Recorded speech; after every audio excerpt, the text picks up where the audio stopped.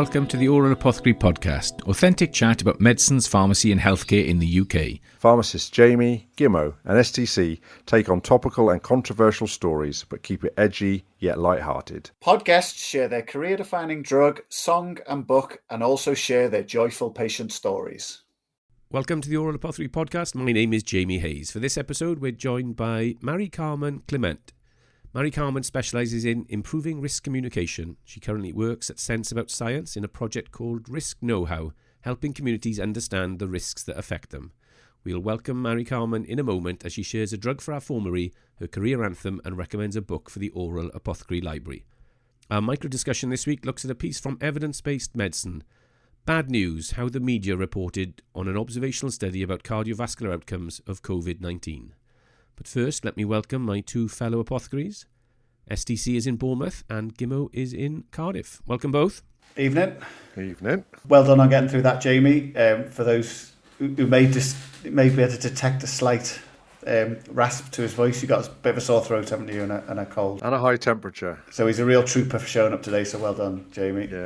Yeah. Busy couple of weeks. I've, by coincidence, worked with two alumni of the podcast over the last couple of weeks. So I was actually off that day. I had a day off when we interviewed Professor James. She's involved with our pharmacy team in the trust, looking at a community of practice for research. So trying to encourage sort of junior pharmacists to engage in more research. So that's really good. And today it was great to speak to Becca Hunter. Do you remember Becca Hunter? Prison pharmacist. Yeah.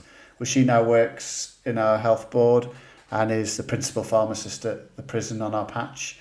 And so our team is going in there tomorrow to do some quality improvement work. So that's quite exciting. And I just wanted to give a quick shout out to Louise Traherne. I think she listens to the odd episode, but she's not well. She's in hospital and she's back on the meds and stuff. And the things we talked about in the episode are coming back to bite her, unfortunately. So I just wanted to wish her well. Yeah, absolutely.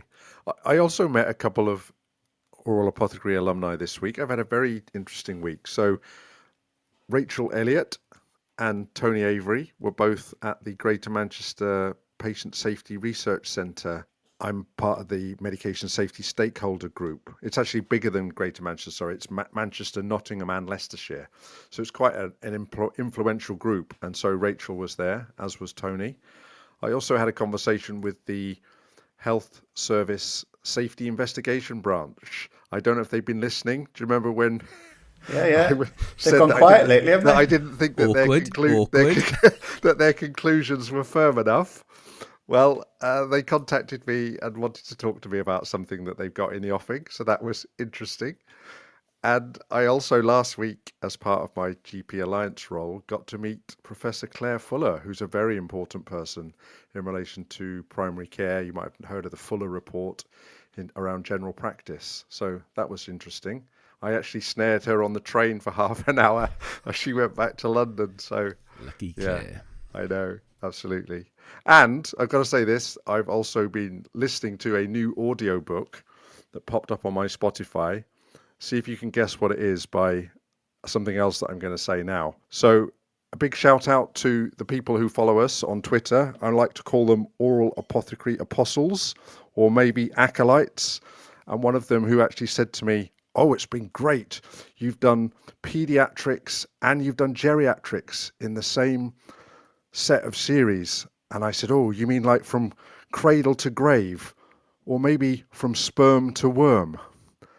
Footnote, I really must do stand-up. Do you have any idea whose book I've been listening to? The new Alan Partridge book. Yes. Yeah. I don't know what it says about me, but I've been laughing out loud as I've been cycling along the promenade. Yeah. Very good. So I've been on tour, Manchester, Leeds and London with some team coaching days. And then to continue the alumni theme, Jonathan Underhill was in Cardiff on the weekend, but as was Bruce Springsteen. And obviously that was Jonathan's book and his lifelong passion, but we went to watch Bruce, and I have to say, it's the best live entertainment I've been to.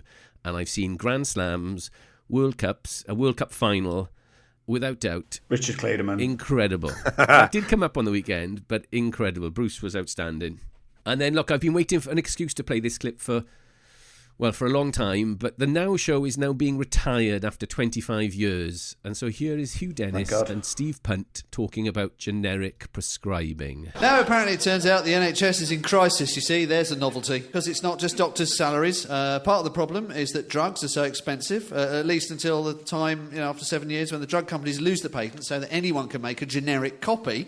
Then, of course, it just becomes like any other kind of brand snobbery. Wow, is that Zantac? No, it's a copy. I got it from Primark. For me, it has to be SmithKline or nothing. Yeah, you see, I can't be the only person mug enough to do this. When you're in the shop, when you think now, the owned brand ibuprofen is under £1 a packet, the Nurofen is over £3 a packet, and then I do it every time. I stand there and I think to myself, no, but the Nurofen is actually better.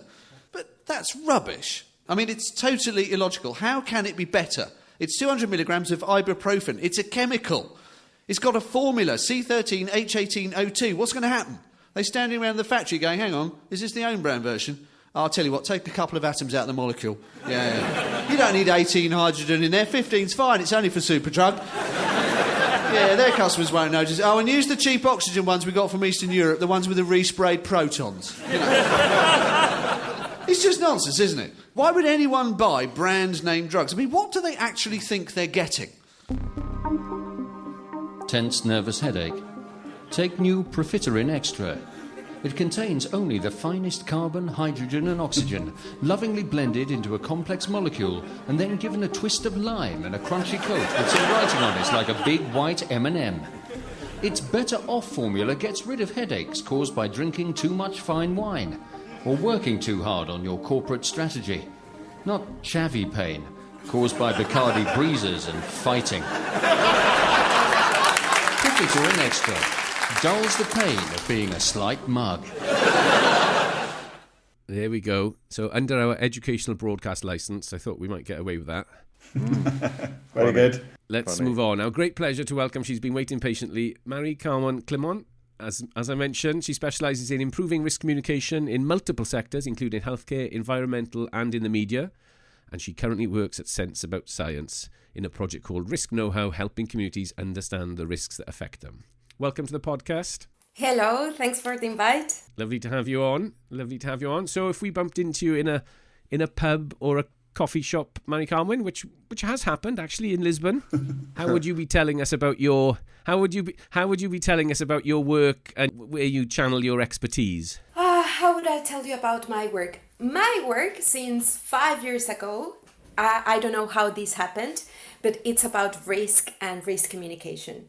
So I started working in the Winton Centre about 5 years ago, and I worked with multiple patients who were facing the decision about whether or not to have a lung transplant, and also with kidney patients. And I was part of a team who were trying to improve risk communication to help these patients decide whether or not they wanted a transplant. But after that, I've been moving towards teaching risk communication, not only in the healthcare settings, but also in journalism and to politicians and, policymakers in general in different countries. And recently, less than a year ago, now I moved to Sense About Science, and I am working in this project called Risk Know-How, which is about empowering people to understand risks and make informed decisions. And the interesting thing for me in this experience is that I am not working anymore only about health risks, but I am working in multiple sectors, like in climate, also safety at work, safety at sea, cyber risks. There are so many areas that are affecting communities around the world that they need to make decisions, and they don't know how to make those decisions. And we definitely need to improve risk communication to help them decide in the best way possible. And what I have loved about this hybrid experience that I have about risks is that I have been able to see how useful it is to take the depth understanding that we have about risk communication in the health sector and be able to translate it to other sectors where they don't have as much experience in risk communication. So I think that health is definitely the sector where risk communication has been explored the most, and that's very helpful to start exploring what we can do in other sectors to also improve risk communication. But emphasizing that other sectors have other needs very different from the healthcare settings, so we also need to improve in these other different requirements. So going back to your question, what do? I try to improve risk communication in many settings, particularly in journalism and in health. So I also work a lot with clinicians, and I hope that today we can explore how to do that. It sounds fascinating, Maricarmen. You've done something that I've been interested in for many years and always wanted to do. And when you said journalists and politicians, many years ago I got so frustrated with dealing with the civil service in Wales that I put the phone down and just bashed out a flyer that was medicines and prescribing for civil servants. And I just sent it straight in to the director of primary care within Welsh Government at the time, and I said, I think this would go. And in fairness to them, they got me in, and we did a number of sessions trying to explain our world of medicines, therapeutics, the financial side, the health economic side.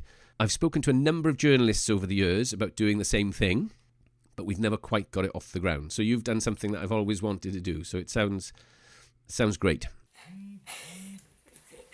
That's great. Not very often, and I meet people who have tried to do this, either to teach risk communication to journalists or to civil servants. So it's great to hear that you have those attempts in the past. So just for the listener, so the three of us actually met Maricarmen when she was a guest speaker at the European Association of Hospital Pharmacy in Lisbon. And you said you worked at the Winton Centre for Risk, which is in Cambridge. And so for anyone listening, you might know them through David Spiegelhalter and also Alexandra Freeman, who is indeed this week has just been made we think it's a baroness. Anyway, she's certainly going to be going into the House of Lords. And anyone that listens to More or Less with Tim Harford will have heard the name David Spiegelhalter. And so we have also featured on this podcast some of the excellent patient decision aids that they did at Winton Centre. I don't know if you were involved in them, but they were about the choices about whether to have a knee replacement, whether to go for medication to treat the rhythm of your irregular heart or the rate of your irregular heart. So, and I know they've done it in multiple languages as well, which is great. But one of the questions I was going to ask you is, so before we perhaps unpick why we think people aren't very good at it, what do you think health is good at in relation to risk communication? Okay, I also wanted to say some things about David and Alex, but let's go to that point first. What is health good at? Well, first of all, it's good at having way more research done than other sectors. That is the first thing. As a result, we have more data and more studies and more example to understand, to measure risks and then to be able to explain them.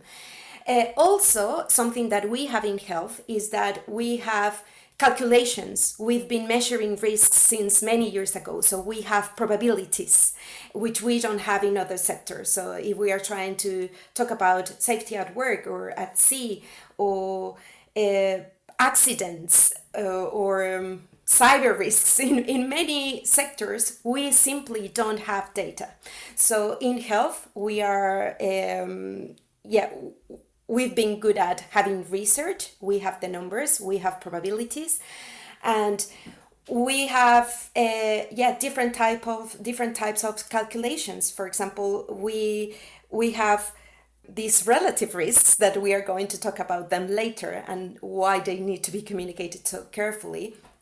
And we also have the absolute risks calculated.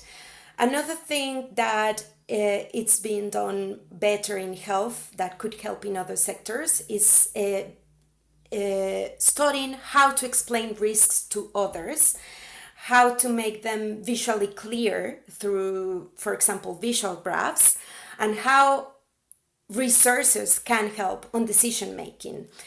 These type of things we don't have in other sectors. Those are the points that now I can think about. So you mean like what we would call the 100 smiley faces, or the Kate's plots, we call them, don't we? And we haven't had him on yet as a guest, but he's definitely on the list. And Dr. Julian Treadwell, we've spoken before about the excellent gpevidence.org website. And Julian's PhD was about setting up that website to help clinicians to discuss with patients about preventative medication.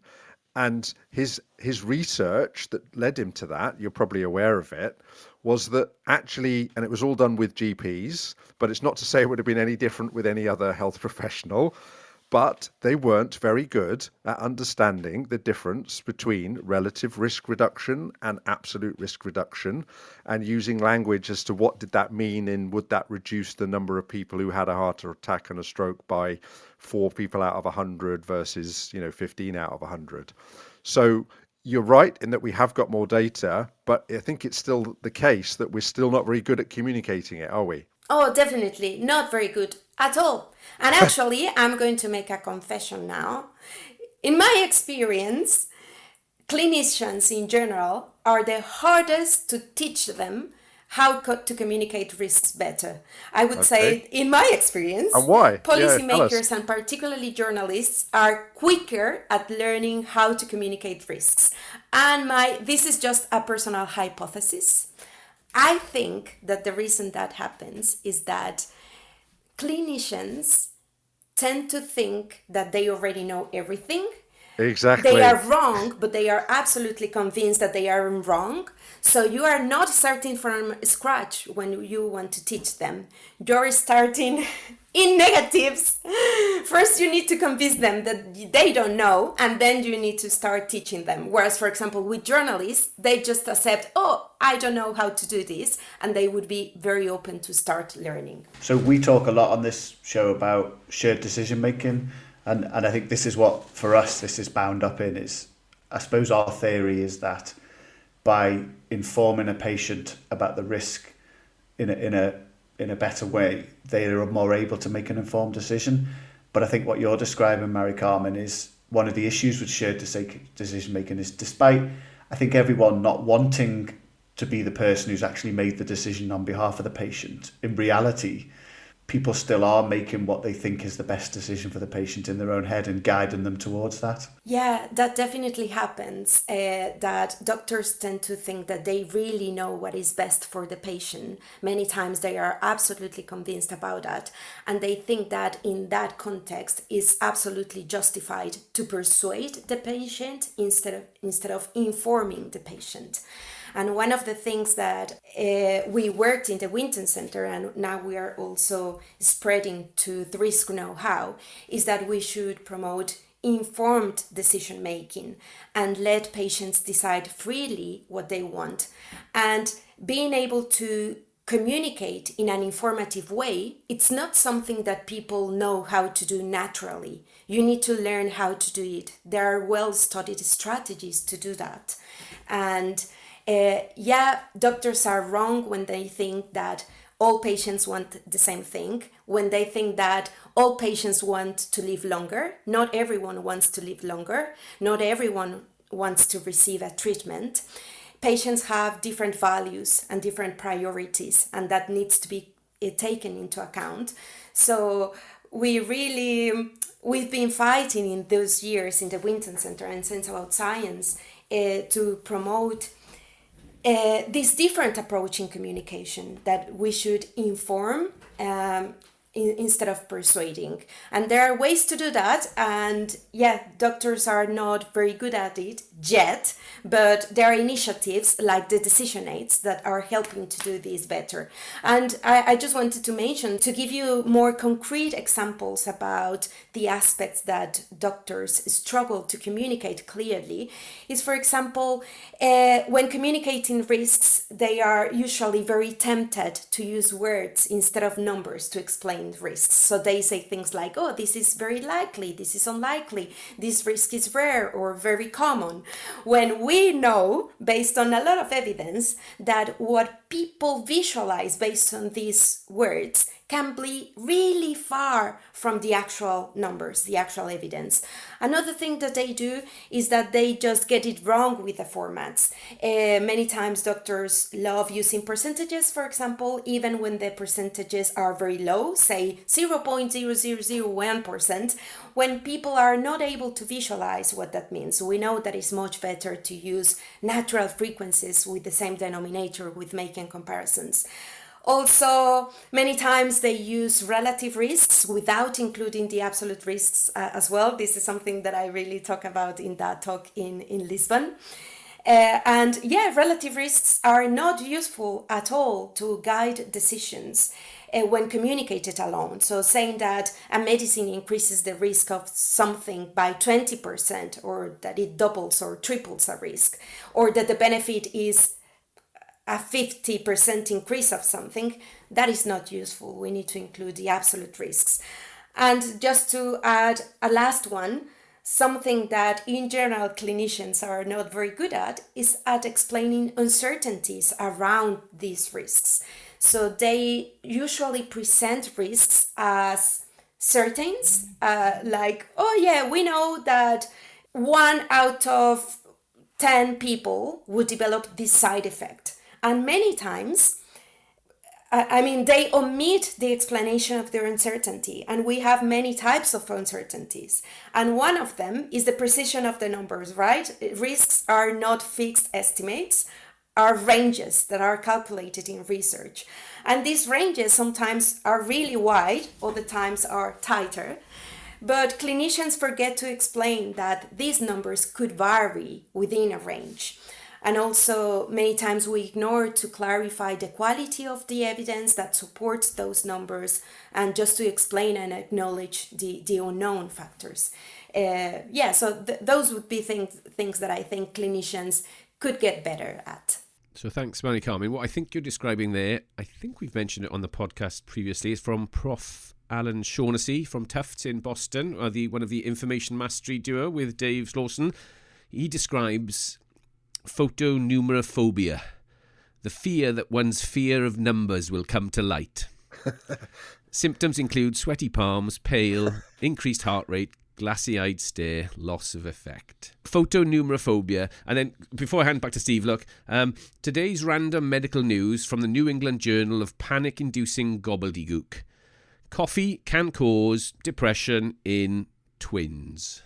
Okay, and that's spin the wheel each time and you get a different thing that comes up. So there's some of the things that I've used. I've done lots of workshops for GPs and pharmacists on understanding and describing risk over the last 20 years. And yeah, we actually had an A-level maths student in the room with us, with a room full of clinicians. And at the coffee break, he was staggered, absolutely staggered at the concepts that we were finding difficult to grasp. Yeah. And then before I go, I got a quiz. Look, a quick movie quiz time for probably. Well, let's see this. Where does this quote come from? Doctors give him a 50-50 chance of living, although there's only a 10% chance of that. Oh, I know that. Is that from The Man with Two Brains? Close. Naked Gun. Okay. Doctors give him a 50-50 chance of living, and yeah, there's only a 10% chance of that. Well, I think Maricarmen's already said it, and it isn't just doctors, is it? It's clinicians per se. And I teach, as you know, with Claire Howard on the Polypharmacy Action Learning Sets. And we've been doing that for 5 years now. And one of the questions that we ask people is about how much do you think you understand and use shared decision making to discuss with patients? And it has shifted a lot, okay, in the 5 years that we've done it. Whereas when we first started it, it was the number of people that said they thought they used it commonly in their consultations was a lot less than it is now, I can assure you. And it is hard. And if your time is short, then that makes it even harder. But I think we're coming to understand that, something done quickly but badly is not good. And I'll give you another quote that I read this week, I think, and it's by Richard Feynman, who's a theoretical physicist from the States. And he says this: if you can't explain something in simple terms, you don't understand it. I agree with that. A lot. But I would make a clarification in that point. That shouldn't be misunderstood as that oversimplifying is okay, because many times the error is thinking that oversimplify is always better, and sometimes risks are simply complex, and you need to learn how to explain that complexity in a simple way. Yes. Let's put it that way. Instead of saying, oh, let's remove uncertainty because that makes it more complex, or whatever of these things that people normally do. I brought another quote with me then for tonight from 1997. Scientific uncertainty is not necessarily attractive to journalists. That's very true. Yeah, journalists and scientists as well love to pretend that things are certain and that claims can be strong and very attractive, when many times what we have is not that sexy, is not that exciting, but we should find narratives that are helpful to make scientific outcomes maybe interesting, probably exciting, but always keeping information trustworthy. And I wonder if that's what this is about, isn't it? It's about being uncomfortable with uncertainty. And so, explaining uncertainty is even harder than explaining probabilities. How do you explain the fact that you don't know something, but you're making an educated guess, but in a way that doesn't sound like you're making a guess? Do you remember when we had Neil Maskery on? He spent most of the podcast making that very point, and he's very articulate in it on the RCGP overdiagnosis group as well. And it is this, as Maricarmen has explained, it's this, there isn't certainty. And I as you know, I get increasingly agitated about stuff, but it's this language of what I'd call binary. Okay, and I know we use that all the time now in gender, but I don't mean it in that sense. I mean that if you take this drug, this won't happen, which is clearly bullshit in most cases. It's that binary, the way it's described to the patient, and they remember it. So they'll say to you, but Dr. Such and Such told me on Easter Friday in 2004 that if I didn't take that drug, I would have a heart attack. That's what gets me frustrated. It's lazy. Yeah, it's lazy. And we've thought that is the way to make it concise and clear and memorable, but it's absolutely the wrong message. And it is not only inaccurate, it's also unfair, since we are going against patients' right. Patients have the right to understand information and make free decisions, so that is not helping in that way. Yeah, and I just wanted to go back to the point about uncertainty.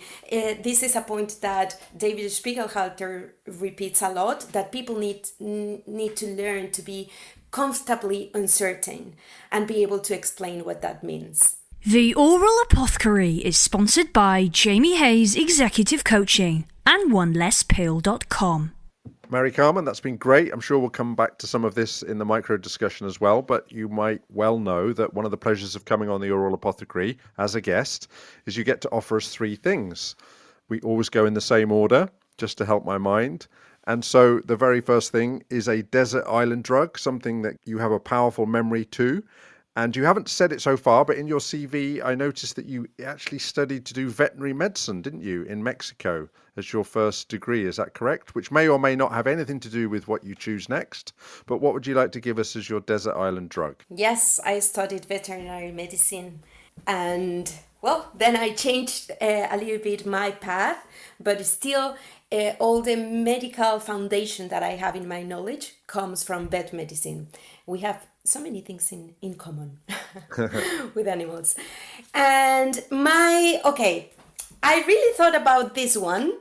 Good. And it's very funny because, Steve, when you told me about this thing months ago, I was thinking about a completely a different medicine. I thought, well, obviously, if I go to an island, I would take insulin because I am diabetic. So yeah. I would take my insulin. But just a few months after, my answer has completely changed because for a reason that I don't understand very well, I am becoming a more and more anxious person to the point that I'm really struggling to travel by airplane, which is not a good idea because I'm from Mexico. I need to make very long flights. And the last time, in my last long flight, some months ago, I had a panic attack in the airplane. And since then, for short flights, I've been using diazepam to flight. It's still not the perfect outcome yet, but now I would say that is the medicine I would take with me, diazepam. And I want to use this to remember, now that we are talking about risks, I think it's very important to remember that risks are not only numbers or statistics or percentages. Risk is a feeling as well. If it wasn't a feeling, I wouldn't have a panic attack while traveling by an airplane, because I know the statistics, I know the chances of having an accident in an airplane and are ridiculously small, and still I feel that way to the point of having a panic attack. So I thought it was a good excuse to remember people that people worry about different things. We feel differently about different things, and that is valid. What you need to do is to ensure that that worry was not caused by a pure risk communication. So you need to ensure that you are communicating the numbers clearly, and then people are going to feel whatever they can feel. So yeah, I would take diazepam with me to help me continue traveling, including to go to this imaginary island. Yeah.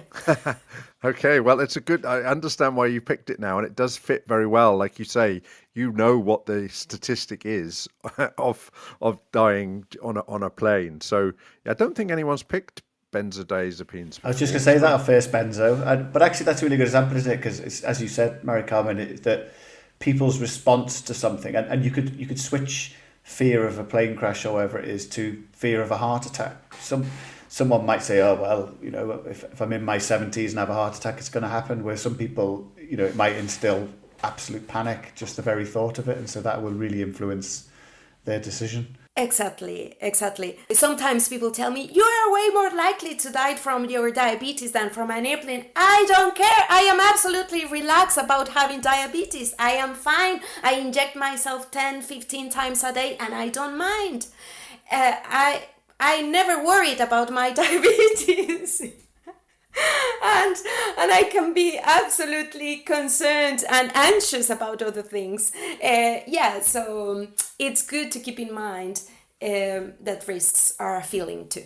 Okay, no, that's a great example. I checked, and Dr. Nikki Umaru actually picked temazepam. I cannot remember the story right now. So that's a great risk. I won't go into the recent discussions that have been had about whether or not GPs should be prescribing diazepam for flights, because that's a whole no other story. But your point for picking it is a great one, and it illustrates beautifully what you're talking about. Okay, let's move on. So the next thing is a piece of music. So what would you like to describe perhaps as your career anthem or your life anthem? What would you like to give us? This goes into the Spotify Oral Apothecary playlist. And yes, it really is on Spotify. Well, I decided to answer that about my current living status. And as I am worried most of the time, and many things trigger my anxiety, a song that has been close to me in the last months is this one. Don't worry about a thing, 'cause every little thing is gonna be alright. I really need to remind myself that song. It's been helpful. Actually, I played it before recording that podcast. Yeah, that song from Bob Marley, which actually I just checked, and it's not. I thought it was called "Don't Worry" or "Every Little Thing Is Gonna Be Alright," but the name is Three Little Birds. Yeah, that's the actual name. So yeah, that would be my song. And extra points for singing it as well. Yeah. And not everyone sings. No. Not everyone sings. You should add that to the rules of your podcast. We have actually had somebody sing their own song. So yeah, Tony Avery did that. Now I'm going to go out there and say I think that might be the first time we've had reggae on the Oral Apothecary playlist. I think it is. Yeah, it's been very remiss of us not to have any Bob Marley in there. So great. Bob Marley, Three Little Birds. flies straight into the Oral Apothecary Spotify playlist. And the third thing would be a book recommendation for the Oral Apothecary library. For the listener, what would you like to give us? Okay, for that recommendation, I have a tremendous bias because I'm going to recommend The Art of Statistics from David Spiegelhalter. I don't know if someone else has recommended it before, but I just, considering the topic that I am talking about, I cannot recommend another one. David has been one of my biggest mentors in my career, as well as Alex Freeman. And that book really exemplifies many of the most important topics that we need to improve in risk communication, and particularly in healthcare settings. Things like what averages can hide, the differences between relative and absolute risks, what is causation. And I think it's a very useful book to learn about these topics, but also to teach others about them. So I really recommend it. He is absolutely the guy that during COVID, on More or Less, or whenever you went to cut to anything, for me, he embodies that because he was able to explain really complicated stuff in very simple terms and was very calm about it. And it seemed like it just fell out of his mouth. And so, yeah, he must be an impressive guy to work with for sure. Yeah, he's got a very unique combination of skills. He's not only a great statistician, but a great communicator. And I've learned a lot from him about the importance of giving a narrative to numbers and also to communicate in an engaging way. I love that David says, there is no point of being trustworthy if you are dull, because no one is going to listen. And I also think that is a very important skill to get, particularly in the academia settings and others related to health too. Yeah, so David Spiegelhalter has been definitely a source of inspiration for my career. So that's my book recommendation. Okay, great. The Art of Statistics. And you've also just reminded me about another Oral Apothecary alumni that we had on here, which was Dr. Mark Porter, because he spoke, didn't he, early on, one of the, I think, series 2, about his role working in the media, and he saw that as trying to explain things better, didn't he? And it's not an easy job. Didn't he start off in veterinary as well? No, it was just that he picked a vet book, didn't he? I think he wanted to be a vet, didn't he? Yeah. Oh, micro discussion next, looking at an article in Evidence-Based Medicine. Bad news, how the media reported on the observational study about cardiovascular outcomes by researchers from the Lisa Schwartz Foundation for Truth in Medicine in the US and some Cochrane affiliate centres in Italy. What did you make of it, Maricarmen? Yeah, well, I had a look on that study. I found it very interesting, the fact that they looked at how the news reported these studies about COVID. So for people to have a very rough idea about what the study is about, is that they explored how the news reported specifically about the link between having had an infection from COVID-19 and the association of in the future developing a cardiovascular disease. And what I found is that they definitely spotted issues that are very common in the media. For example, the fact that most of the news used causal language to report results, when actually the study concluded a correlation, not a causation. That is one thing. An outcome that they found is that most of the news used relative risks without including the absolute risks. That is also a very common issue. And they said that they really failed to include a critical evaluation of the study. And in this point, I would really like to go a little bit deeper about this issue about using causal language when actually what we have is a correlation, and also about the issue with relative risks. In this study, they really addressed issues that are very common to find in the media. For example, the fact of using causal language when what we have is only a correlation, not a causation. And we find this issue in the media very often. For example, we find claims like exercising reduces your risk of dementia, or this medicine or coffee is found to increase your risk of whatever. And most of the times, the studies we have in the healthcare settings are observational. That means that what we conclude most of the times are correlations, not causations. So we need to be careful with the language we use. So according to the Science Media Center, because they have developed guidelines to communicate correlation adequately, we should say things like, for example, exercising was associated with or linked to a reduction in the risk of etc. Yeah, so this issue is definitely common. So, Maricarmen, as you said, it's about observational studies. I always remember that they can only be hypothesis forming, isn't it? That's what we say. So we can't say that it was the cause of it. And actually, it would have to be studied, wouldn't it, in a randomized controlled trial with placebo control to have more certainty, to use your phrase.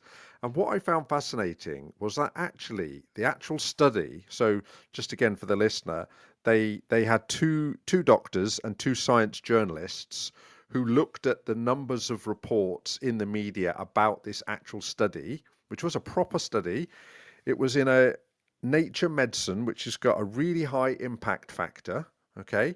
But even in the study itself, I don't know if you read it, but I don't think they actually are very clear. I think the scientific authors themselves do not clearly state that this is likely to be, possibly a correlation, not causation. Did you gather that as well, James? No, I was just going to add to that and ask Maricarmen again then, on the back of Steve's question, there's something about press releases from studies being taken up by the media without any critique at all as well. I'm just wondering if that sort of comes into your work as well. Yeah, this point, Jamie, is super important, and we see this all the time. And I really want to highlight, we very often blame the media about the poor risk communication they do, but the issues with poor risk communication start far from behind. Many times from the press releases and even from papers. Many abstracts is incredible, but many papers don't include absolute risks in their reporting. So yeah, as we know, many journalists, what they do is that they simply report exactly what is on the press release, but press releases should do a better job in explaining risks in relative with absolute numbers as well.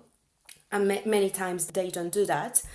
But also, papers should improve the way they communicate risks. Some journals, like The Lancet, have updated their guidelines, and they said that now authors should add absolute risks anytime they present relative risks.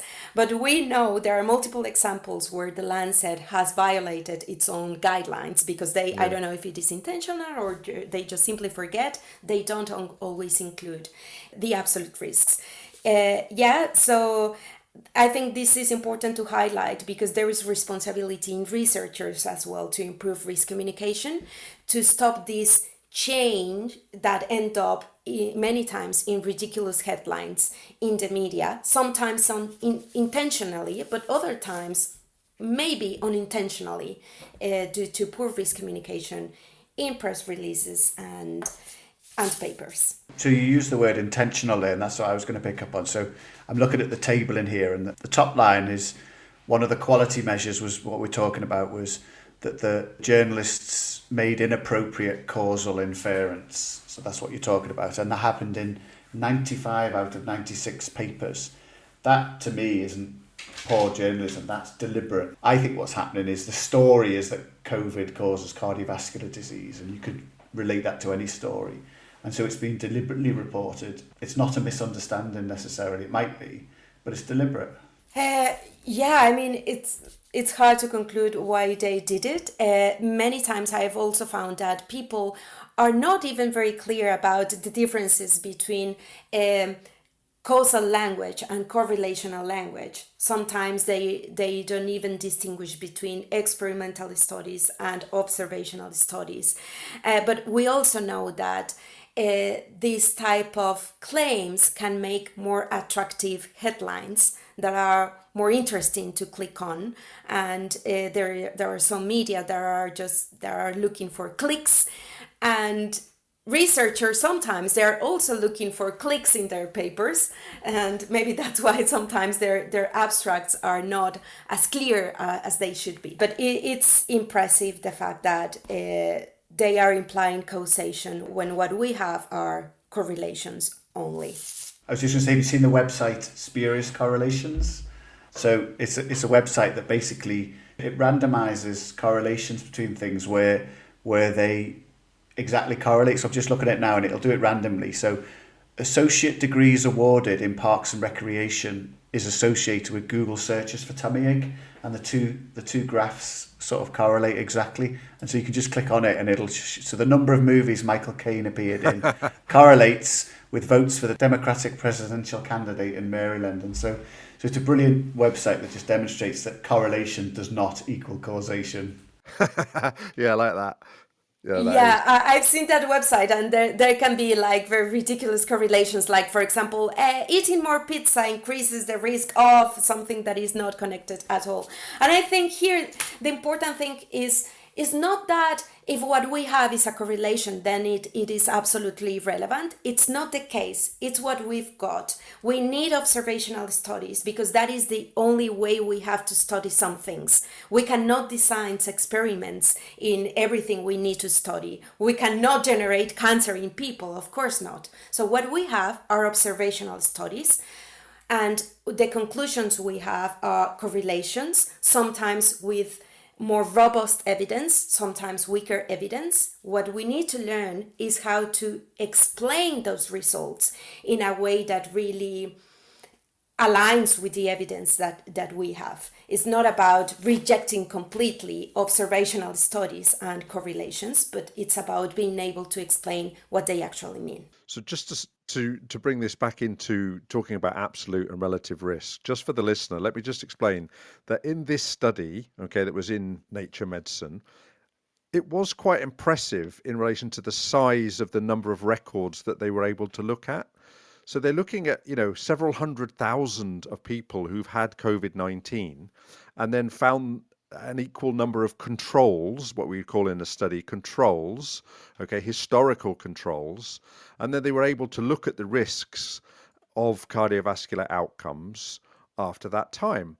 But again, if I go back to really, not giving the journalists a hard time, but giving the authors a hard time, in their abstract, they say our results provide evidence that the risk and 1 year burden of cardiovascular disease in survivors of acute COVID-19 are substantial. That's what it says. But actually, in absolute risk terms, and it brings this up in the paper discussing what the media did or didn't do, is that actually it should have said something like, by the way, according to the analysis, for example, COVID-19 caused 4 additional strokes and 3 additional heart attacks per 1,000 people. And that's what you're talking about, isn't it? That is an absolute risk. And you won't find that clearly in the actual scientific paper itself. Exactly. Yes. And then we blame the media only when the scientific paper are omitting these clear explanations. So I think if I got the numbers right, what they found was they reported that having a COVID-19 infection increased the risk of heart diseases by 55%. But 55% of what? Yes. They didn't explain that. And that is the answer you need to provide. And to give an answer to that question, what you need is to present absolute risks. The absolute risk in people who didn't have a COVID infection and compare it with the absolute risk with people who had the infection. It sounds basic, but we are not there yet. For the listener as well, then SDC has just given an example of natural frequencies, whereas when we're talking in percentages, we're talking about conditional probabilities. And we know, and I know, I've done lots of these workshops over the years, that when you give clinicians scenarios with natural frequencies, they do a much better job of working out risk estimation than when you give them conditional probabilities.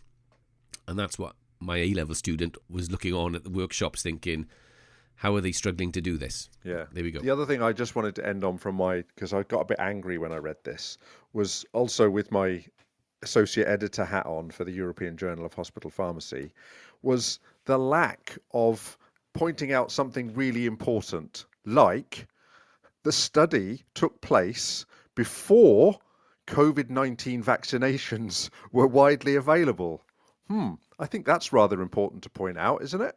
Very important to point out, and I didn't get that. I'm just realizing that I didn't review this study in as much detail as you did. Yeah, and another thing that I spotted that the study didn't analyze, and the original paper was also not very good at living clearly, is about explaining uncertainties about that estimation. And this is also a very common mistake, just ignoring the uncertainty about the calculations. Don't beat yourself up, Maricarmen. It's pub-based CPD. You're not meant to... Anyway, that was fun. I thought, well done, Jamie, for finding that paper, by the way. My bit for it, I got sidetracked, really, because when I see the name Lisa Schwartz and Steve Woloshin, I've got lots of their books on my desk, Maricarmen. So when I've done lots of risk stuff over the years, and we should catch up after this. So the two of them, they were married. And Lisa sadly passed away in 2018. But their work, they have done years and years work. They're both medics, and they've done years and years of work with journalists and educating the public on risk. And so I've got Know Your Chances, Understanding Health Statistics, How to See Through the Hype in Medical News, Ads and Public Service Announcements. And then they were very early to the party on overdiagnosis. So overdiagnosed, making people sick in the pursuit of health is both Lisa and Steve as well.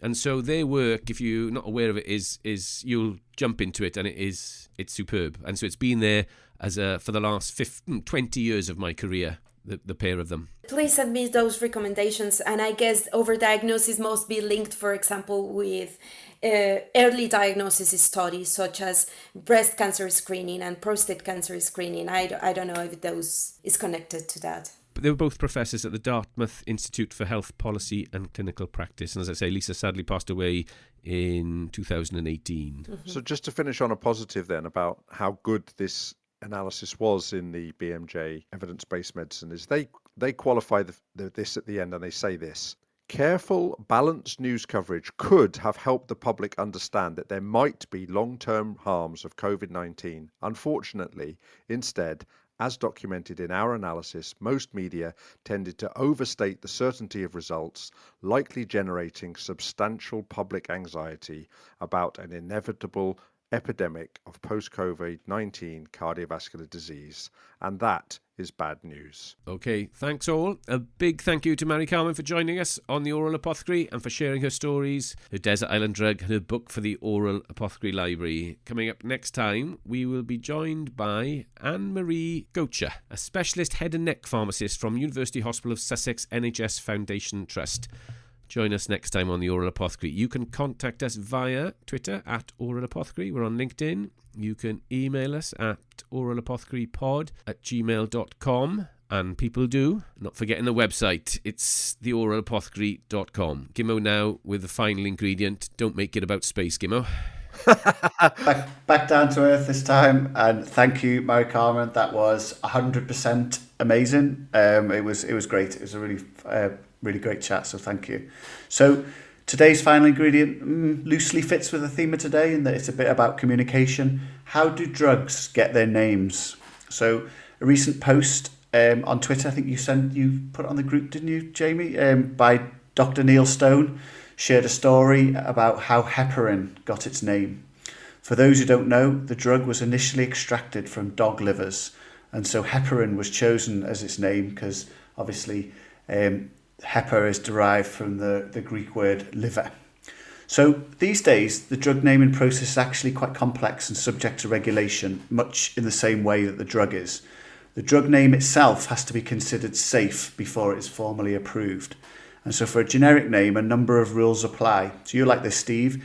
It must use 2 syllables in the prefix, and this helps distinguish it from other drugs and molecules.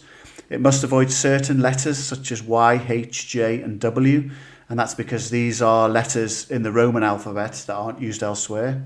It can't be considered marketing, and it must avoid medical terminology that might indicate its use.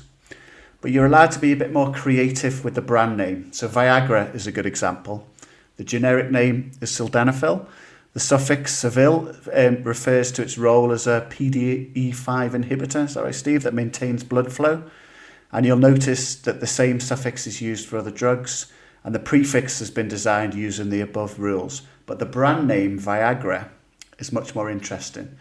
This might be apocryphal, and I did get this off Twitter, so it might be wrong. But via is Latin for way, and gra is Irish for love. So Viagra literally means the way to love. So I do hope that's a true story.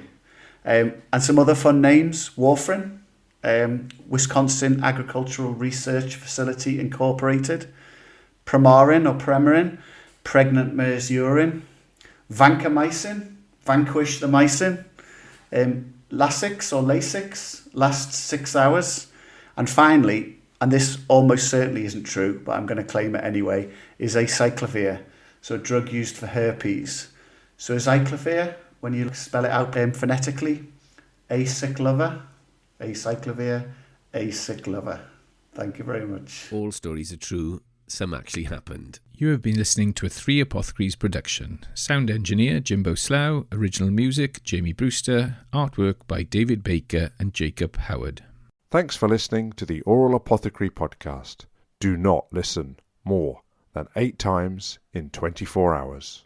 This episode of The Oral Apothecary is sponsored by jamiehayes.co.uk.